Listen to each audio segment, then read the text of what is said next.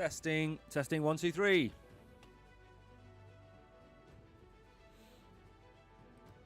Good morning, everybody, and welcome back to Crypto Warehouse. It is the 17th of November, 2025, 11 a.m. Central European Time, and we are back with another banger. It's Monday morning. It's a thunderstorm outside, okay? Thunderstorm. There's rain. There's people being blown past my window. It's chaos here, but why would we ever miss a Monday morning show? Now, a few things before we get going today, because it's going to be a busy show. Why? It is charts day, and there goes the thunder. Lovely to hear. We're going to go through the charts today, and this is a very macro heavy show today. We're not really going to go into too many alts. If you're here to try and find the next big alpha, you're going to be sadly disappointed. We're going to be talking about the charts, what's next for crypto in general. We're going to talk about Michael Saylor. We're going to talk about Tom Lee. We're going to talk about Chainlink, XRP, and we're going to talk about privacy coins and what they are likely to do.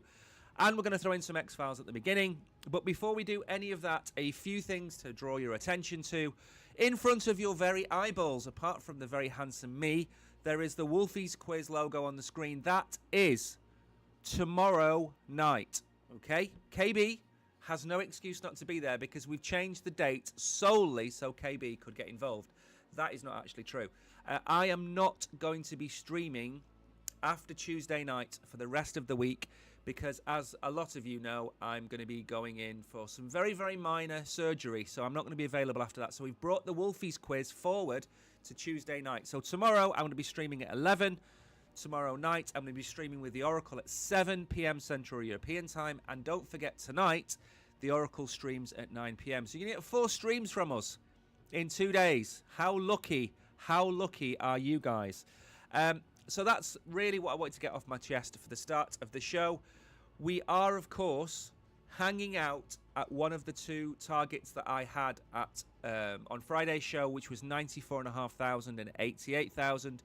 The 94,500 has held fairly well, but that doesn't take into account what's going to happen at 3:30 today when the American markets open. It could absolutely plunge us to the downside, but we will know more if you watch Fitzy DK's show tonight at 9 p.m, which is 10 hours from now. Make sure to tune in for that. Now, I have a few people to say good morning to. Manjeet is in chat. Hidden is here. Alpha is here. KB is here. And Danny is here. And then we have lots of people over on Binance Square. Good morning to you all. I hope you are well. Let me very quickly check who is over there. We have... Who did I see? I saw Ayman Official is here. He's one of the names that I recognized. Queen 350 is here. And for those of you on Binance, by the way, just a quick heads up.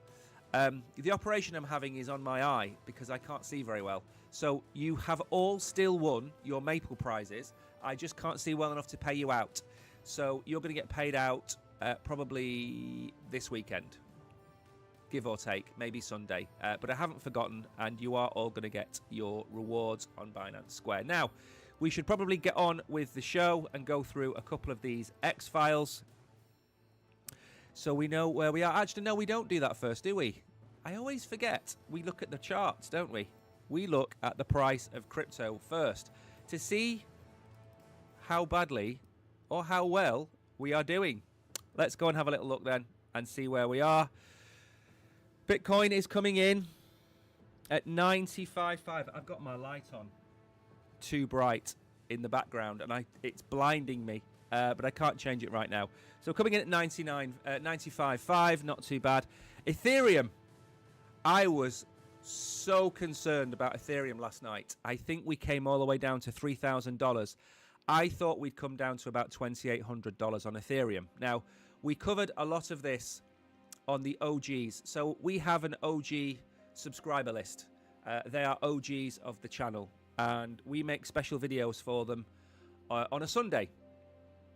And the one I put out yesterday was to do with the death cross and what happens after the death cross. And we're not going to cover that in here. But one of the elements of that is, of course, that if Bitcoin does take one more leg down before we go back up, then Ethereum is going to see $2,800. Absolutely. Now, when we look at the Bitcoin dominance chart as well, there's something important I want to tell you about that, because there's a little bit of a chance Bitcoin dominance looks a little bit like it's breaking down. But we'll have a look at that in a second. Now, XRP is still well over $2 at $2.27. I don't think the alts have taken the hits. The top alts have taken the hits as much as I expected, because to be honest, I think Bitcoin has taken an absolute kicking. But the alts, if you look at the 7-day, for example, Bitcoin is down 10%. XRP is down 10%. BNB is down 7%. Okay? What else is down? Cardano, 17%. So maybe Cardano doesn't come into this section. Rule of thumb for me is, if Bitcoin goes down 5%, everything else goes down roughly 10%. That's the way I work it out. There's always more of a move on the alts than there is on Bitcoin. But I haven't felt this. And especially yesterday, I was seeing a lot of the alts, particular alts, doing a good job of picking back up. And Bitcoin was still sideways, moving down a little bit. So again, this feels like a very unusual move to me. This isn't the kind of move that I expect. Now, of course, it's easy to say that because I've got the data in front of me. But during, I think, Saturday especially, there were some alts that were moving 10% up, 12% up, 14% up, and Bitcoin was coming down. And that's really unusual. Really unusual. Normally when Bitcoin dumps, everything dumps. Not this time. So again, very unusual. Now, gainers and losers, Telcoin, Athena, Asta. I bought some Asta last night, full disclosure. If you watched the show on Saturday, we gave you some alt picks on Market Vision. There was myself, the Oracle, and Yikes, and we went through meme coins and went through the markets. We also spoke about our 3 picks outside of Bitcoin that we would go for. And as you would expect from sensible people, we gave you the likes of Ethereum, we gave you the likes of BNB, we gave you the likes of Solana, and then some of the outliers were Asta, and I think I said World Liberty Financial, because I still think that's going to do incredibly well. But the majority of those coins that the 3 of us picked, they were all in the top 10. And I think that's the kind of mindset you really need to have right now. If you are looking to dollar cost average in, or keep dollar cost averaging in, you've kind of got a them and us between the top 10 and maybe even top 9 now, because Cardano is starting to fall away a little bit. You have a kind of them and us between the top alts and then everything else. And underneath, you've got the coins like Hype, big run this year. Zcash, big run this year. Chainlink is always there or thereabouts. Stellar, we never talk about Stellar. Monero has moved up because the privacy coins have all moved up. Litecoin is still hanging around. Avalanche is still hanging around. So you've got a combination of the old guard and then the modern pumpers. And we've seen lots of pumpers this year. We've seen Sui, we've seen Ton, we've seen Hype, we've seen Asta. It's not been a bad year for certain alts, but that, I think, is the thing. It's certain alts only so far. Losers then, ICP is down, but remember, ICP went on an absolute massive tear 2 weeks ago. Near is down, that also went on a massive tear. Pump.fun is down, that's one of my picks. Monero is retracing. What else is down here? Dash is down. Tezos is down. Litecoin is down. I mean, again, we're going to see this kind of action at this stage of the market. Now we can finally get onto the X-Files. And I'm trying to be quick because we have a lot to get through. I watch a lot of people, and they're a combination of grass chewers who sit there and labour a point for 20 minutes, and then people that just basically read stuff out and then just carry on. And I don't think I chew grass, mostly. And I don't think I just read things out either. So I try and find that middle ground in the middle. Now then, this is Plan B, who, although I don't use him as gospel, I refer to what he thinks is going on in the market. And what I've noticed from him and Tom Crown, I think 2 or 3 others as well, they've all gone and asked Grok what Grok thinks the price of Bitcoin is going to be. And I'm not on board with this. because I think Grok just regurgitates the information that's already out there. So if it's regurgitating Tom Lee, if it's regurgitating Michael Saylor and Cathie Wood, you're going to get a massively bullish outlook, because I don't think it really carries out analysis. I think it just takes what's out there and takes words and puts them together. But anyway, they've given some price predictions, or he's given a price prediction that he's run through Grok, talking about all of the different financials, all of the different sort of technical analysis of all this kind of thing. And I think it comes at the other end at nearly $200,000, which I think is excessively high. There it is, 180 to 200. There we go. So I think somewhere in here it's got that. I'm not a fan of this. I think Grok is great for collating information together. I don't think Grok is great for deep dive analysis, because you can't have an all things to all men AI.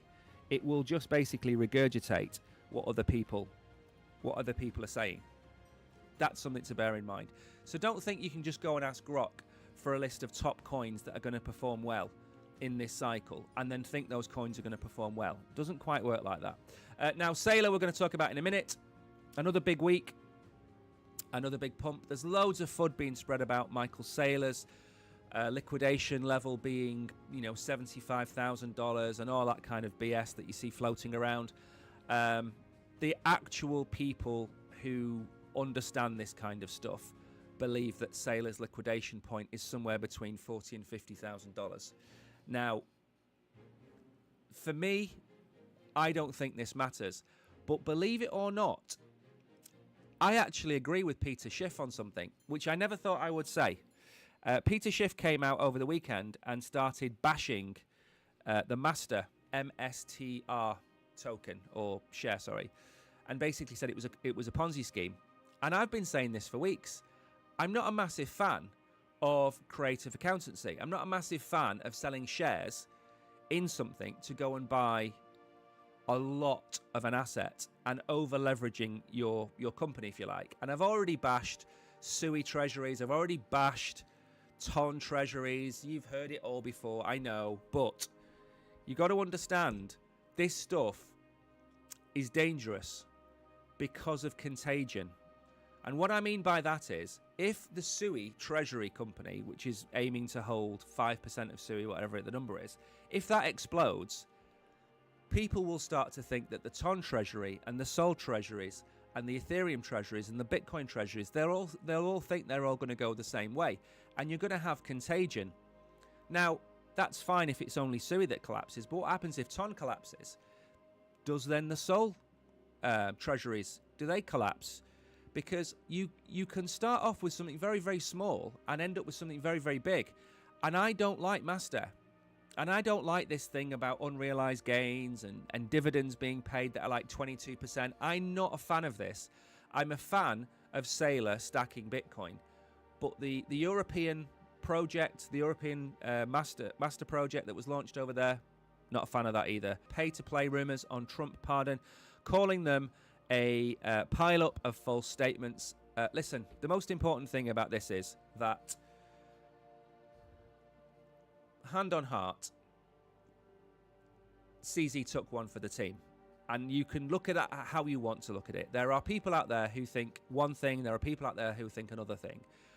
I think he took a deal which then proceeded to allow Bitcoin ETFs and Binance and everybody else to move on. That's what I think. And everybody's entitled to their opinion. Some people believe one thing, some people believe another thing. Fine. I also believe, which I'm not going to talk about too much on here, I also believe that Sam Bankman-Fried isn't guilty of a 25-year sentence. I think he's guilty of absolute mismanagement of his accounts and not having proper accountancy in place. That's what I think he's guilty of. I don't think he should have gone to prison for 25 years either. So you can appreciate one person getting a 3-month sentence for taking one for the team, and you can also appreciate that 25 years is probably a little bit excessive for what he didn't actually do. At the time, I thought he was an absolute grade A criminal, but then when the evidence comes out, you find out he's not that bad. On the other hand, Alex Mashinsky, who brought down Celsius, he's probably the biggest criminal of them all, in my opinion. And the courts in America agree, and they sent him to prison for a very long time. So you can only make passing judgment and passing comments on some of these things. You don't want to get drawn into too many he said, she saids. We could spend an entire show talking about that, and I'm trying to be very careful that we don't. Now then, let's move on very quickly. This is one of my posts. Now, this is a big one for us. Can AI NFTs evolve? This is the next in line of the In the Trenches shows. And these are shows that at some point in the future we're going to try and do on Binance. We're going to try and do a live Q&A or a live AMA on Binance, then edit that video and then turn it into the actual video that we put up on YouTube. But we haven't quite got to that stage yet. So what we've got at the minute is we've got the Chronos Army interview with Ben, and it's a bit of a funny one, this, because Chronos Army is on the Binance Smart Chain and it's on the Chronos chain. So it's on two different chains. The game itself is on the Chronos chain, but he is aiming to get the game working on the Binance Smart Chain. It's requiring a little bit of work. But it was a really fascinating interview in the fact that he was talking about creating AI NFTs. So NFTs that can actually go off and carry out a mission without you being involved, and then remember those missions and actually work as part of your team. And that's where the Chronos Army is trying to evolve to. They're not quite there yet. But it was a fascinating interview. I watched it as I edited this on Saturday. This will go live at 6 p.m. tonight, which is probably 6.5 hours from now. This will be live. And it's, as I said, it's a fascinating interview. I think this is the fourth or fifth in the trenches that we've done. We've done one about AI, GPU rendering. We've done one about an esports company. We've done one about another online game called WAM. And now we've done this one, which is Chronos Army. So if you want to spend an hour understanding some really, really cool things, watch this. So it's premiering tonight at 6 p.m. and we're going to put shorts out about it all week as well. So some of those shorts, by the way, we're going to upload to Binance Square. So we're going to be putting the content into Binance Square. But as you can imagine, recording a video, editing it, and then putting it into multiple places, it's not an easy task. So over time, the Compute 3 AI shorts, the Chronos Army shorts, and everything else that we do on there, we're going to be putting snippets up onto Binance Square. It just takes a lot of time. Now, I'm going to zoom in a little bit on this, simply because I can't see that well today. Right then, today we have apps. It's actually really, really big. We don't need it that big. There we go. Tuesday, we have not really a lot of important information. Wednesday, housing starts. Trade, no. Thursday, unemployment maybe is pretty much of a big one. And then Friday, a few people talking. Not really a lot to talk about for this week. So we've got a fairly quiet week to talk about. And we are going to look at liquidations today because there is growing liquidations, or a growing opportunity for liquidations, not too far above us. And I haven't got that that data for this stream, but there are several $1 billion worth of shorts ready to be liquidated on the next move up. And if I was a betting man, which I'm not, I would argue that we're going to go and take out the shorts because they're so heavily one-sided right now. I mean, it's flashing at two different prices. But normally it flashes at one. I think we've got $3 or $4 billion at one price, and then I think nearly $8 or $9 billion at another price, maybe even $10 billion now at another price. And I think liquidations to the upside. I think we move up now. Maybe we have a fake out and we move up to 100,000, 105,000, 102,000. I don't know where that price is. I can't remember now. I think we move up there and we liquidate the shorts and then we come back down. That's what I think could happen. If I was in the situation that a lot of people who do these kind of moves are in, that is certainly what I would be looking for. I would not be looking to short the market right now. Not because I don't think we're going to come down any further, I think we might do, but because there's so much temptation above us that I think we'd wick up to take them out. And what could possibly happen then is we go up to maybe 98, 99,000, take out those shorts, and then we see another move to the downside, maybe. Again, these are very uncertain times. Nobody expected or predicted the lockdown to last this long. It has. Here we are. Nothing we can do about it. Has it delayed the end of the bull run? Probably. Is the end of the bull run now going to be December or January? If we have one, then probably. I'm still holding on to the fact that I think we're going to go somewhere near $140,000, $150,000, and that hasn't really changed. What has changed is my time frame. November the 24th was the line, or the flag in the sand that I placed for the end of this bull run. We are now 1 week away from that target. There is not a cat in hell's chance that we do a $50,000 move in 1 week. The $50,000 move is likely to take several weeks if it happens, okay? So there's no way we're hitting November the 24th.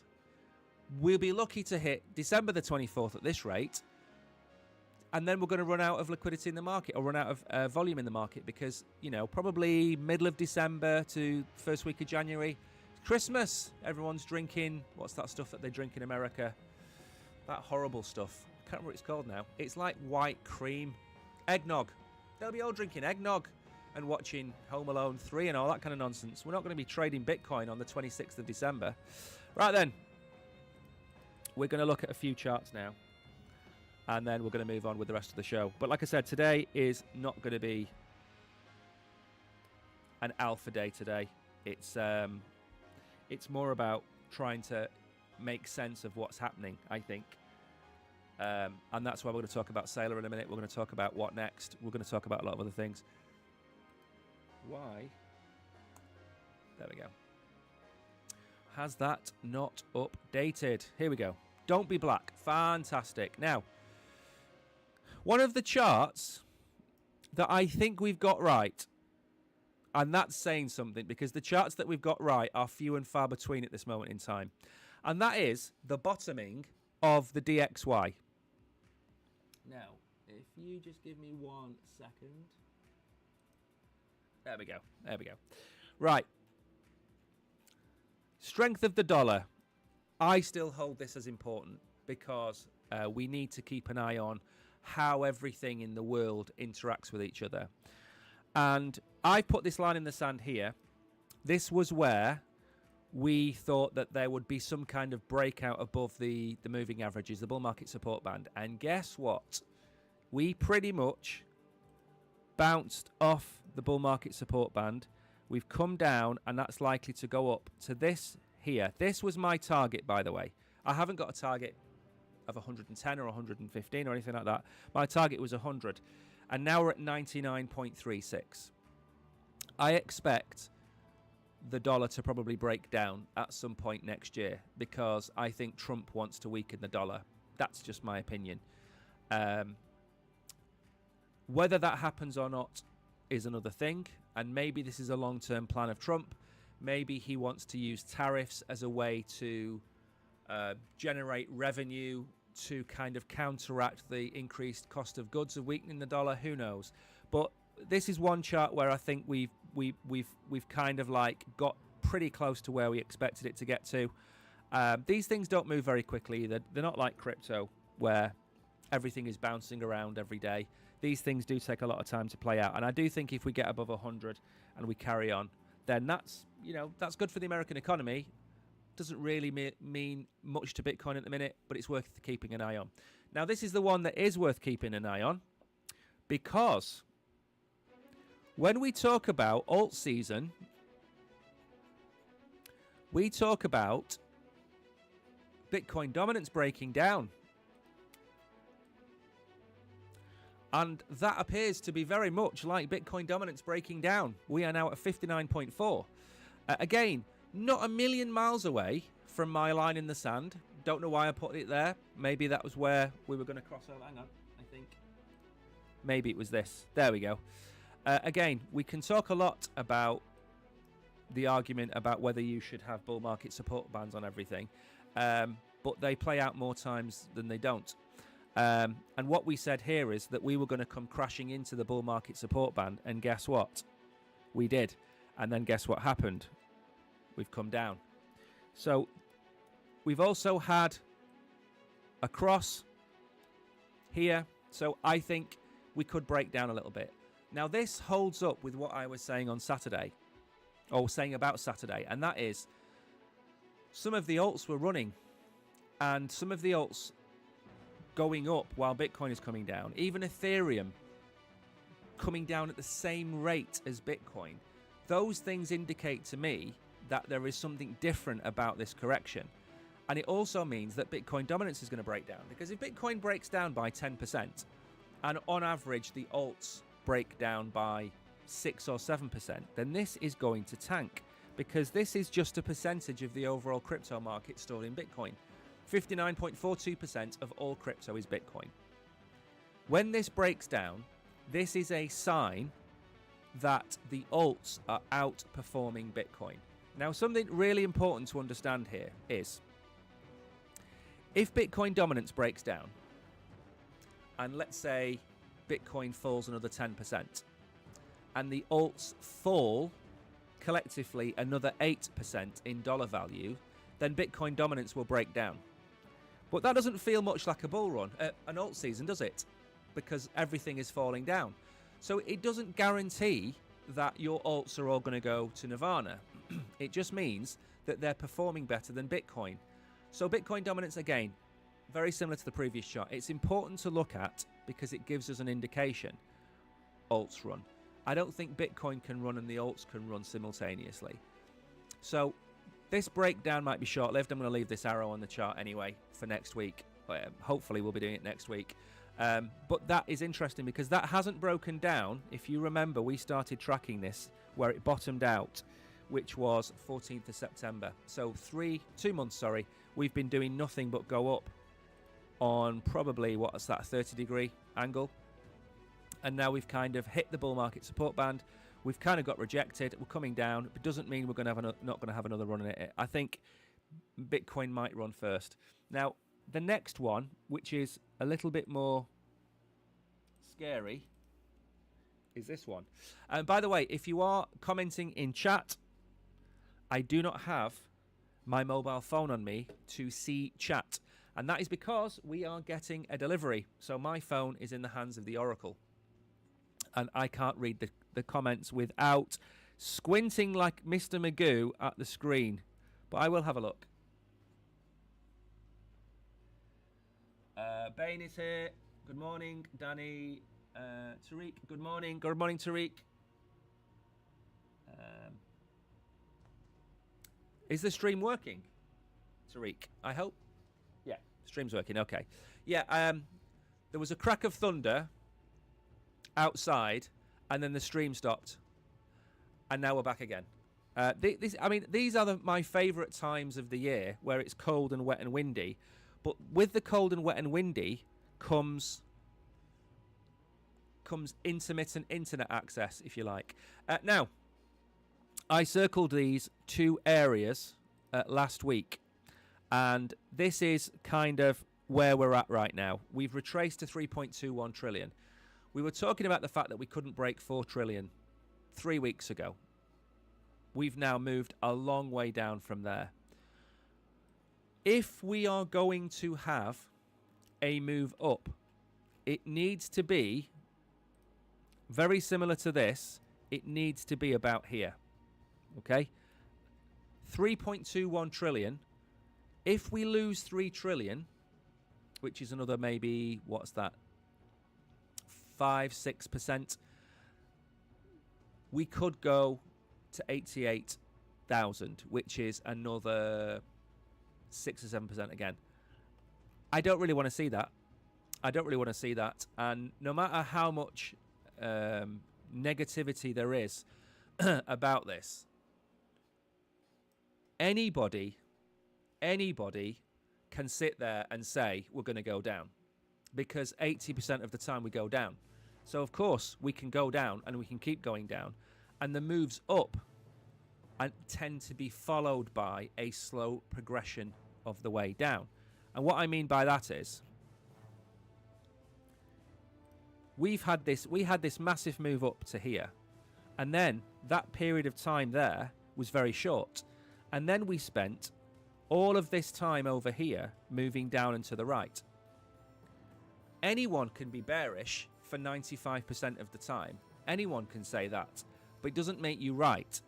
Okay, it means out of every 10 days in Bitcoin's cycle, 1 day, maybe 2 days we move up, and then the rest of the time we're moving downwards and sideways. Okay, so everybody can sit out there and be bearish. Okay, and then switch like a light switch and become bullish.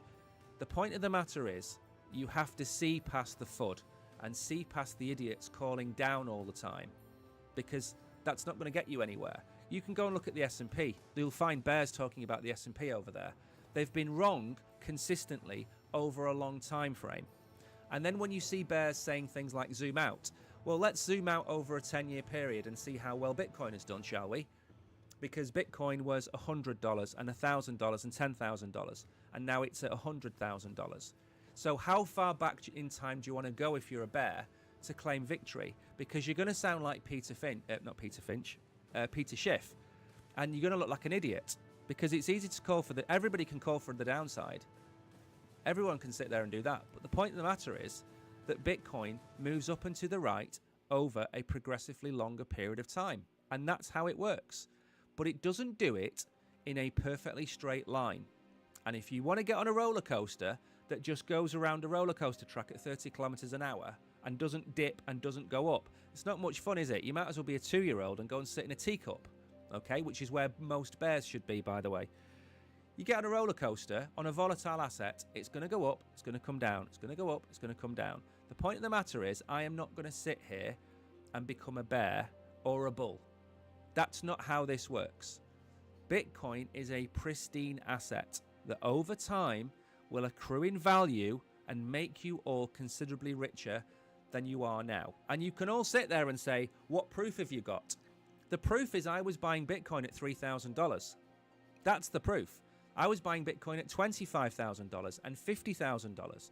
I was also buying Bitcoin at $100,000. It doesn't matter whether people out there are going to keep telling you it's going down. It's easy to say it's going down. It's like gravity. If you throw a ball in the air, it's all well and good saying, oh, it's going to come down again. Oh, look, it came down again. It's like saying, oh, look, it's going to be daylight soon. Of course it's going to be daylight soon. You're just predicting what happens in a day. The same way as being a bear is just predicting that we're going to retrace. Of course we're going to retrace. You'd be an idiot to think that we're not going to retrace. Most people telling you are going to $200,000 or $300,000 are going to be wrong. The same way that most people telling you are going to $30,000 or $40,000 are going to be wrong. And what you need to do is put your big boy pants on and stop being a 9-year-old. That's what you need to do. Now, we're going to move on a little bit and talk about something serious. And that is this. We've got a couple of people that I want to kind of highlight as not necessarily bad actors, but bad callers. And that's Saylor and Tom Lee, which we're going to talk about in a minute. But what they say and what they're doing in the background are kind of two different things. And we do need to kind of pay attention to what they're doing and maybe ignoring what they're saying, if that makes sense. So do as I do, not as I say, again. But before we get to that, I want to go through this. What next week's Fed moves could do to Bitcoin and crypto. Crypto faces a critical macro week. There are fading odds on a rate cut. Liquidity data and reopening delays shapes Bitcoin's market's direction. Now, one thing that this article probably isn't going to cover off is there has been a really big meeting between the Fed and various different actors in the finance and banking world. And the reason is because the liquidity isn't being taken into the market. And the Fed are absolutely terrified that the economies are going to stall. So this is serious. And you can blame the lockdown, and the lockdown is the majority of the reason. But Trump isn't going to get a bouncing economy if liquidity isn't being introduced to the market and banks are scared and the Fed is spooked and all of these types of things. And I think it's just PTSD from the tariff wars, if you want. But the lockdown hasn't helped because companies and banks, especially the big banks, they're waiting for the next move. But the Fed don't want them to wait for the next move. The Fed want them to be the next move. And then Trump's on the sidelines, obviously causing chaos. So we've got this real imbalance at the minute where there's money available that's not being tapped into. And because it's not being tapped into, the economy is more than likely going to stall a little bit. Now we're going to get onto the actual meat and bones of this. Crypto trades into a heavy macro week as the United States government fully reopens, delayed the data. I think the CPI data that we were going to get last week, I think somebody said we're not going to get that anymore. That might actually just go in the bin. I don't know how true that is. I don't know whether it's going to be rolled into next month so we get 2 lots of CPI data. Who knows? But we don't have CPI data, which causes what? It causes uncertainty. And what do markets not like? They don't like uncertainty. The tariff wars caused uncertainty and the prices came crashing down. Okay? Uncertainty is bad. And the longer it went on, the more the markets got spooked. Just the way it is. The Fed government resumed normal operations on November the 12th after a 43-day shutdown that furloughed 900,000 workers and disrupted key services and data releases. Again, it was not great. Markets will use this week schedule releases, manufacturing and housing indicators to gauge how well or how much damage has been done to the economy that was already showing before. Now, I don't know whether I agree with that because we saw the GDP data in America, and instead of being 3.3 or whatever it was supposed to be, it was 3.8. So it actually outperformed expectations by over 15%. So I don't know whether this is just the narrative that this writer is putting together. But I don't hold... I mean, he's saying it's a big week. I don't think this is a big week. The Fed chair speech may cause problems, but a lot of the time they're ignored if it's not a major bit of news. The US government reopening on Monday is the biggest news. FOMC meeting on Thursday. December rate cut updates, that could be a big day. Friday, liquidity injection data, that is also going to be slightly big. But again, I don't think this is as big a week as people are making out, in my opinion. What might throw us a curveball is if some data comes out or the Fed pivots. There is a lot of people, knowledgeable people, talking about the Fed having to take action. That's where we're at. And when these people are talking about the Fed having to take action, that's normally a really bad sign. And it's normally a really bad sign because the only way a Fed or a central bank can take action is by pumping money in. What else can a bank do? If an economy is stalling, it's not going to put interest rates up. If an economy is stalling, it's going to cut interest rates, or it's going to inject liquidity into the market. Now, the Fed has already said that quantitative tightening is finishing on December the 1st, which is 2 weeks from today. What happens after quantitative tightening finishes is anyone's guess, but everybody now talks about quantitative easing, which again, more money coming into the economy. That's all they do. They just throw money at things. If there's a problem, throw money at it. If there is a crisis around the world, what do you always see? $10 million, $100 million worth of money thrown at a problem, okay? Now, that's all well and good. We can throw money at things as long as we want. But it doesn't really solve the underlying problems which are in the American economy. So it is a big week, but it's not a big week. I don't think it's as big a week as we've had in the past. I think maybe we're going to see a Trump announcement about a stimulus. They've been talking about $2,000 being given out to people. That's not going to make any difference to anything. And I don't know why. I don't know why he'd give that amount of money away when he could just pay off debt. Again, what do I know? Saylor says Bitcoin has found the floor, says most of the liquidation selling is out of the system. He believes that Bitcoin has stabilized and the market bottom is already in, telling Grant Cardone that most liquidation pressure has washed out of the system. according to his interview, Saylor chairman, by the way, this is blue on black, it's impossible to read, told host Grant Cardone, the real estate mogul and Bitcoin evangelist, that Bitcoin has finally steadied himself and is primed for the next climb. Now, again, Grant Cardone is an interesting character. I saw a couple of his interviews. He's like one of those, those church guys that puts his hand on your head and you fall over and faint and you get up and you can walk, or you're blind and he touches your nose and you can see. He reminds me of one of them. And I don't think we need evangelists in crypto. I don't think we need somebody who sits there the same way as bears are low IQ.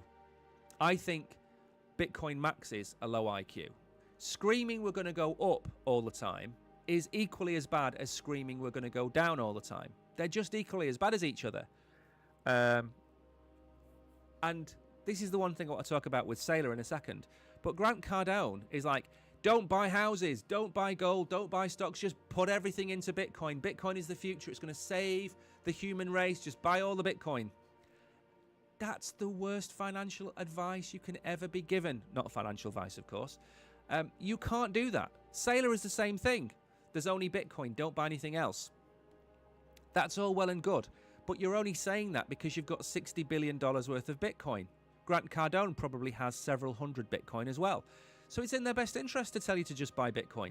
I'm never going to sit here and tell you to buy anything or sell anything. I'm going to give you my opinion and say, I think you should have a lot of Bitcoin compared to everything else.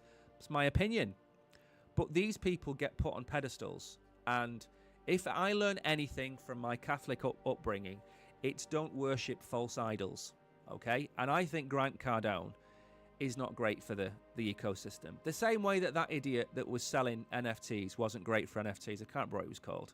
But again, take everything they say and take the elements out of it that you can benefit from. Don't take everything they say on board. Okay? We're not going to go to $500,000 by the end of the year. We're not going to go to $1 million in 2027. Okay? We're going to go up steadily over a course of many years, and it's going to increase in size and increase in wealth.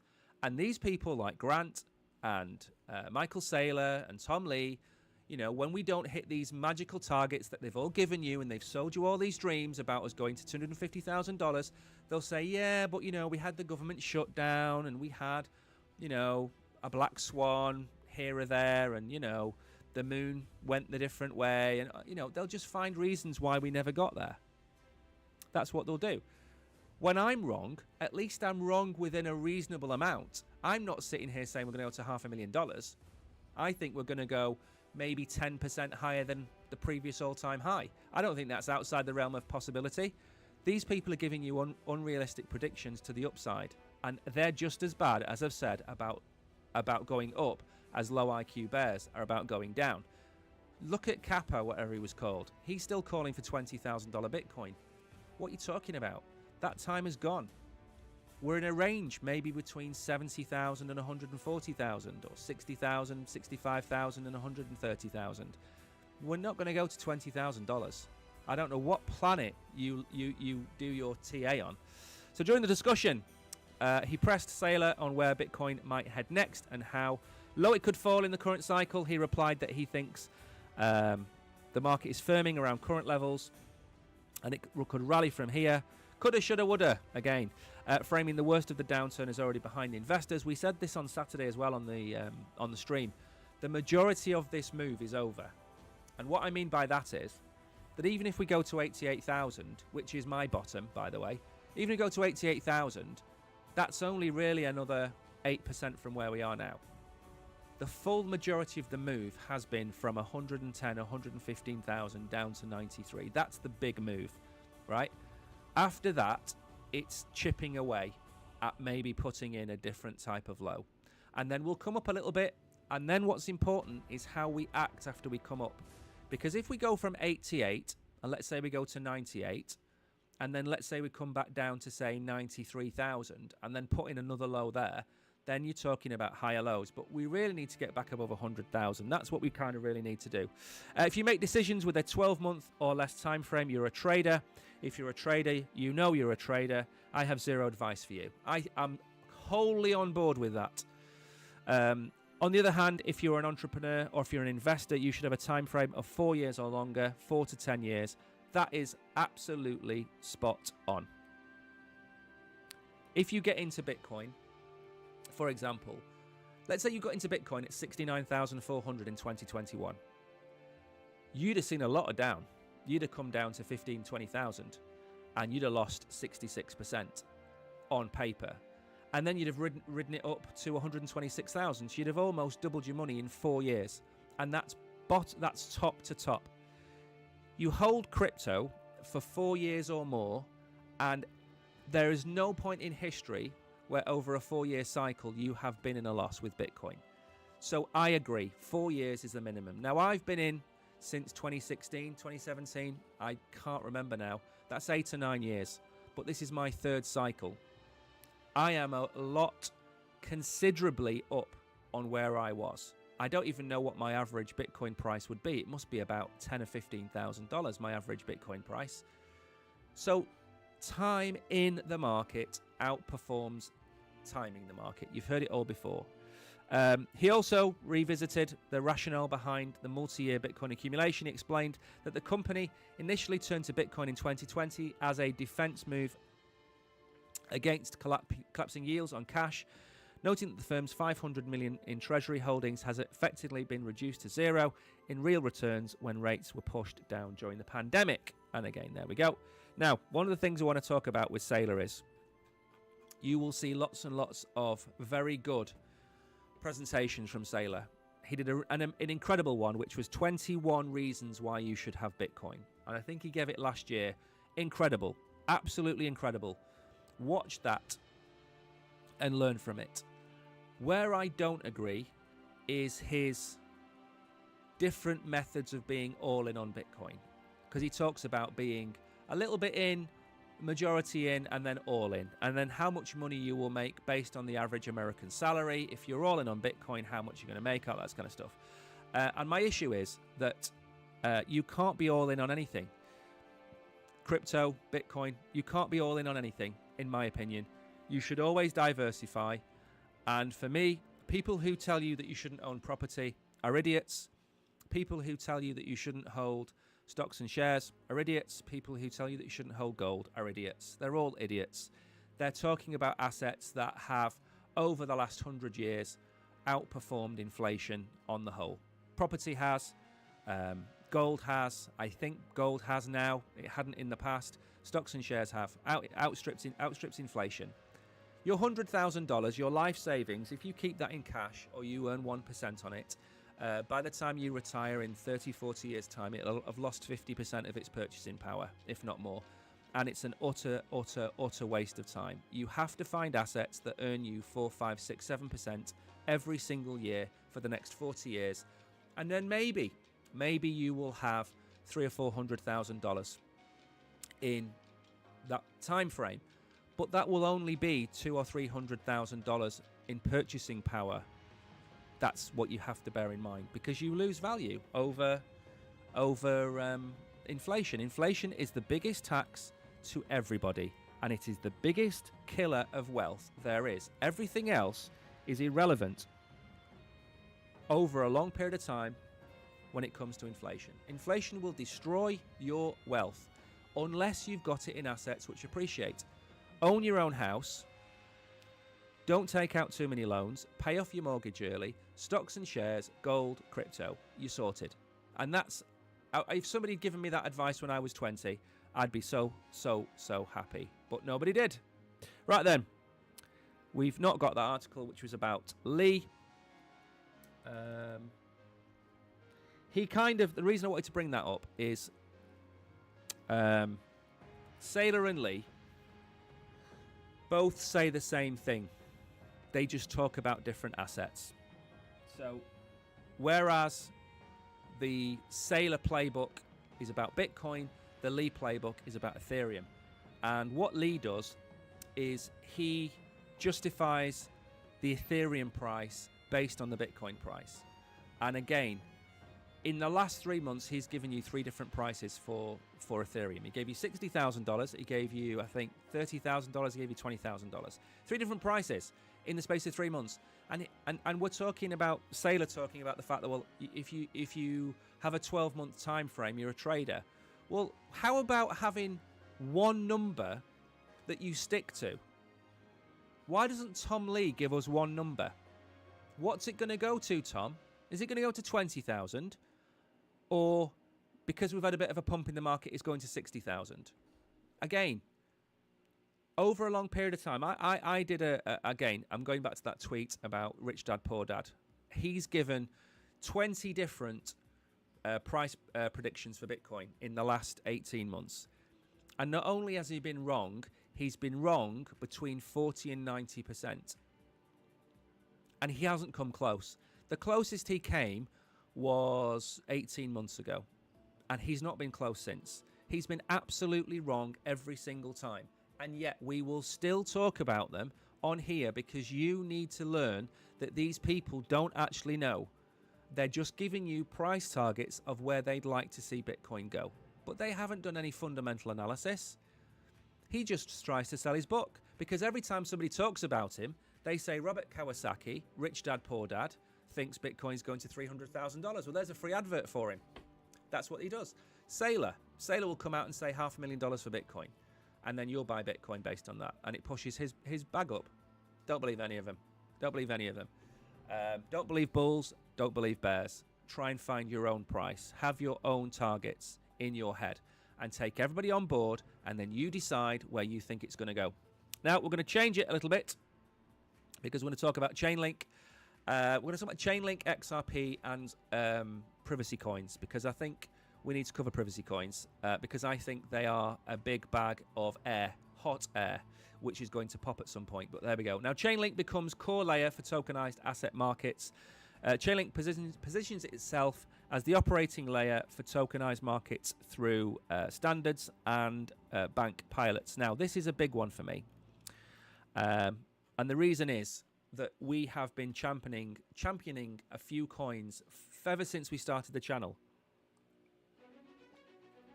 And we championed Chainlink a lot from the start. And I don't know if you remember, we said this is really boring. They're really boring. The things that we talk about are boring. Why? Because it's all about the transference of assets from A to B. It's real-time prices for stocks and shares and crypto. Chainlink have partnered with everybody. They've partnered with Ondo. They're going to be talking to the likes of BlackRock, Goldman Sachs, you name it. They've got connections with all of them. And then, of course, market impact. We're not going to talk about that. But basically, you need to go and study Chainlink. You need to go and understand what they can do. They are not going to go anywhere. They are now, I would put Chainlink in the same bracket as maybe Ethereum and Bitcoin. They are too big to fail at this moment in time. And that doesn't mean that a competitor can't come into the market and challenge them. But the problem with Chainlink is they'll partner with you. They're like, I don't know, they're just one of those people. You come into the market and you are, let's say you're Plasma, and Plasma is going to be a stable coin, layer one. It's going to do transactions between banks. And then Chainlink is going to turn up, knock on the door. Hi, Plasma, can we come in? Can we have a chat? We'd love to reconnect you up with all of the Solana blockchains and all of the Cardano blockchain projects. And then you're going to say, yeah, all right then. And then Chainlink is just going to be like cable guy. He's going to come and fit cable in your house, and you're just going to use his cable. And that's what Chainlink is. And they are all things to all men when it comes to interoperability. And for me, I am going to sell my bag of Chainlink at the end of this bull run when it comes. But it doesn't mean I'm not going to buy back in. It's one of those tokens where I think long term it's going to be a massive success. And when you want to know how much money it makes, it's a little bit like Richard Pryor from Superman 2 or 3, where he got all of those tiny fractions of cents and collated them all together in his own little private account, and he became a millionaire. Well, Chainlink takes a tiny fraction of every single thing, every single data feed, every single transaction. It collates all of that money and it uses it to buy back its own token. And it's buying back a lot of them. And it makes a lot of money. So in terms of profitability, it's up there. And it's done the hard miles to get to that point. It's done the hard miles. So for me, you should absolutely be looking at Chainlink. Now, again, it's so dark in here, I can't actually see what I'm doing. 11:57. Let's go and have a look at... actually, I should read the comments because, as I say, I haven't got my phone. I can't see the comments. I'm not getting any notifications that it's cutting, Tariq. It is pretty nasty outside. It is pretty nasty outside, and it's cold. And none of those things do well. I mean, when it rains in Gibraltar, it rains, and we get a lot of storms around now. Now then, XRP is not Bitcoin or Ethereum, says Canary CEO as XRPC ETF launches. A fresh discussion around XRP has started. Stephen McClurg, founder and CEO of Canary Capital, shared his views on the recent XRP ETF and why he thinks XRP should not be compared directly to Bitcoin or Ethereum. Instead of talking about price movements, he focused on the real-world purpose behind the XRP ledger and what it is built to do. Digital payments rail, not just another crypto coin. Yep. A community filled with passion and debate. Yep. Centralization is not always a negative word. Totally agree with that one. And stable coins. Now, what I will say about this is, on the development curve of Bitcoin, Ethereum, and XRP, I think Bitcoin has pretty much reached the end of where it needs to be.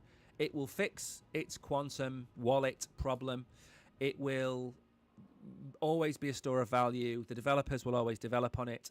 And I think with Bitcoin, the next massive leap is going to be into DeFi and tapping into the value of Bitcoin. Ethereum, I think, is the most mature, developed blockchain out there. And when we start to see the 24/7 365 exchanges going live on it, when we see the full integration with stocks and shares over there, I think you're going to see that Ethereum is pretty much ready. XRP is the furthest back in terms of the rollout of its grand master plan. We've been talking about cross-chain, cross-border payments, instantaneous payments, whatever it might be. We've been talking about that forever and a day. XRP Ledger only introduced smart contracts within the last 12 months. We don't have really any DeFi over on XRPL. We don't have a lot of the stuff it needs to be a massive rip-roaring success. So when you talk about how big can XRP get, it can get a lot bigger. But I think a lot of the price of XRP is still tied into the future projections of how big it can get. XRP, in an ideal world, will have stable coins, it will have central bank digital currencies, it'll have real-time settlements, cross-border payments, banking integrations. Probably it will have some kind of credit card system in place with Visa and MasterCard. It's a long way from there. And I think speculation is a big part of the XRP price. And I don't think, like I said, it's not as developed as Solana, it's not as developed as Cardano, but the potential is there. So I think with XRP, he's right. It's not Bitcoin or Ethereum because it's not as developed. It's not as ready.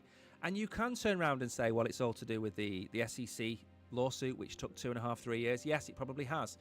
But I don't think XRP is even out of the garage. I don't think we've even seen the beginning of what XRP is trying to do. So he's absolutely right, but I don't think he's right for the reasons he thinks he's right. And again, if we want to talk about this one, for example, you can't have XRP and it be decentralized. Not when you have the trust networks that banks have. It has to be centralized. Transactions that are sent to the wrong place need to be reversed. So XRP needs to act like a banking network. It has to. It cannot be decentralized. And therefore, it's not in its truest sense a crypto asset. It's a coin. It's a utility coin of a centralized banking entity, if you want to call it that, which is all well and good. If you want to make money, fine, make money out of it. But if you're one of these, flag waving, nose pissed individuals that believes in true decentralization, you shouldn't go anywhere near XRP. But if you want to make money in the long term, I think XRP still has to prove itself, and I think the price of the token has a long way to go. Not $689, but certainly $5, $10, $15 in the future. Absolutely possible. It will certainly go several iterations higher than where it is now in the future. So that's why I hold a little bit of XRP as well. But again, at the end of the day, Chainlink's going to be involved with XRP. Quant is going to be involved with XRP. Solana, Ethereum.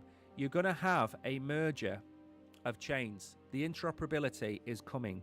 And that's where I think you'll start to see the real benefit of XRP. We talked about MXRP on Friday as well, didn't we? Which was the token, the synthesized token that was on a different chain. Was it on Ethereum? Where you can tap into liquidity. Fair play. Crypto privacy coin surge. I'm going to keep this one quick. As political tensions build ahead of congressional vote. All I'm going to say about this, I don't believe it. I don't believe in the privacy narrative. And the reason is, I think they're all going to get banned. They're already banned in certain countries. Monero is banned in Italy and France. You can't have privacy tokens. They are not going to be allowed. And if you do hold them, great. Fantastic, you hold them. And if you hold Zcash and you've held it all the way up, brilliant. I'm very happy for you. But the long-term privacy tokens are not going to be accepted into society by governments. They are not. And you can scream as much as you want, but know your customer and anti-money laundering are the two things that the majority of banks, financial institutions have to conduct.